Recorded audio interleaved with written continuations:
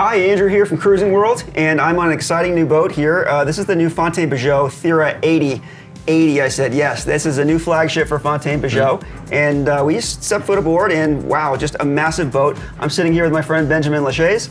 Benjamin is the sales and project manager for Fountaine Pajot, representing the Thira 80. Benjamin, good morning. Good morning, nice to see you. Welcome on board, thank you to be here. Thank you. Yeah. It's great to be here, and wow, what a boat. So this is your new flagship. Previous flagship, I believe, was a 67, is that correct? Yeah. 67 to 80, that's a big jump. Yes, that's a big jump, but as you can see, it's finally the same family, the same DNA. The boats are, a little bit, this boat is a little bit bigger. There is some differences with the 67. And yeah, as you say, it's massive. When you go from a 67 to an 80, that is a big jump, obviously. So Yes. what was the reason for going up to an 80?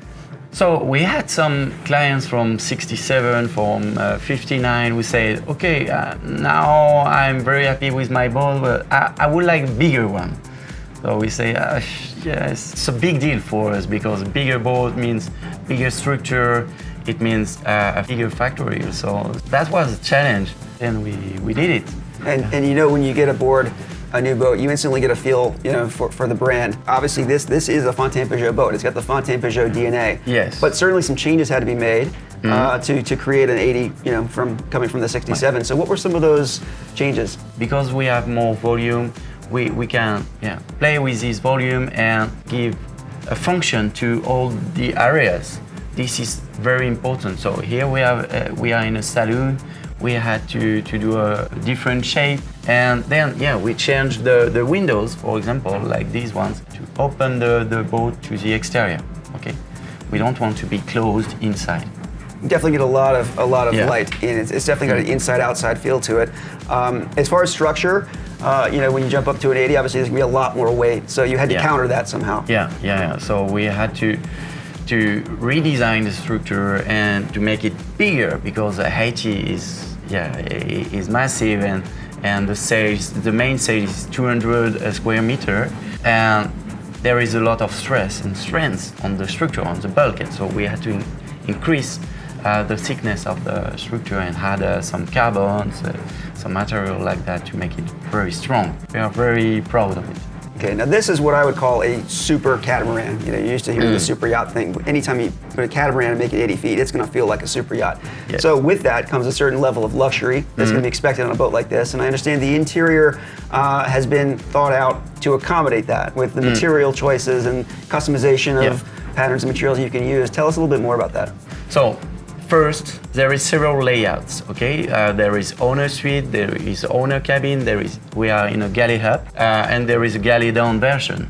And then there is different wood choice, so 3 different floor, 3 different alpi, and then we have 22 colors of fabric. There is 4 colors of vegan leather. It's not fully customizable boat, but there is an option for customization, and you can imagine we have to, with this kind of client, to adapt our product to be their boat. One thing that strikes me about this boat is, and you alluded to it earlier, is the connections between the interior and the exterior, which is sort of a cornerstone of the Fountaine Pajot brand in general. But doing it on this 80, you can see it with the flow from the salon into the cockpit area. You've got fold down areas on the side, the wing stations, they create a nice terrace over the sea. Tell us why that was so important to this brand and in building this boat. That makes a difference, in fact, and that's what they want, what our owners want, to be connected from the exterior to the interior. And we are not in a boat to just enjoy the boat. We are in a boat to enjoy a bay, to enjoy the toys, to play in the sea. And that's why we are pushing very hard to open bigger windows, to open the cockpit, and to feel free on board. On this boat, I was just down in the master suite, the owner suite, and what a massive space. And just the bathroom is huge. I call it a bathroom on this boat. It's not a head on an 80-footer, right? Tell us about some of the design principles, the thought behind that. So as you say, the master is massive, the owner suite is massive, connected to the exterior because there is big windows, Then you have an access to a bathroom with a real bath and a shower at the end. The bath can be changed to storage area. Sure. So it's very comfortable. Yeah. And let's talk about the most important thing on a sailboat, which is the sailing. Yes. And I know that Fountaine Pajot, known for sailing performance, you didn't let anything slide in building this boat either. So what are some of the sailing characteristics of this boat?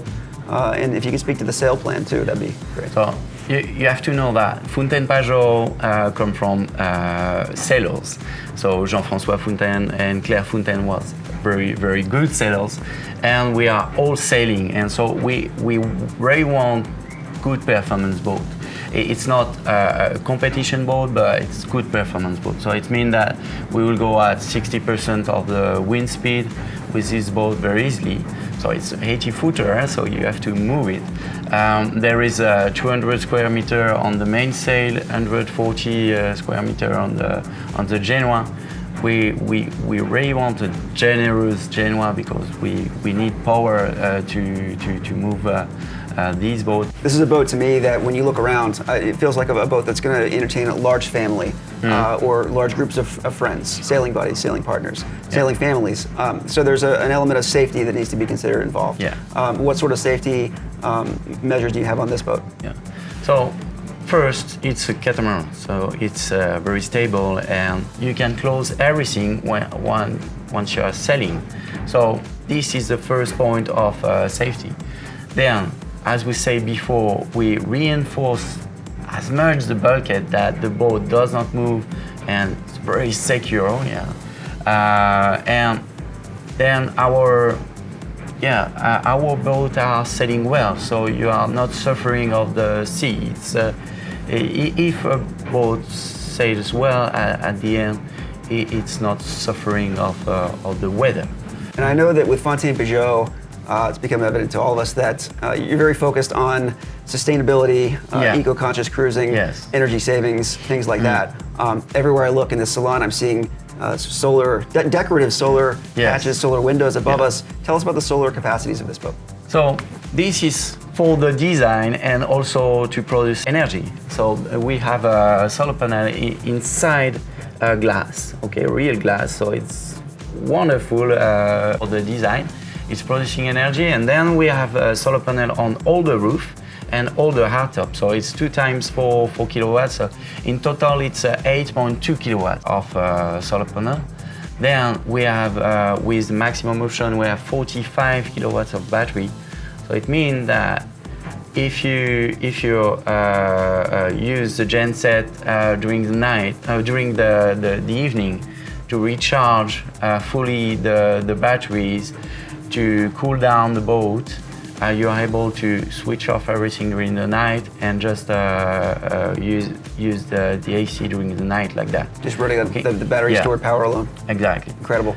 Then, if you don't want to use the AC, you can just use the solar panel to use the first elements of the boat with 8 kilowatts. You're very comfortable.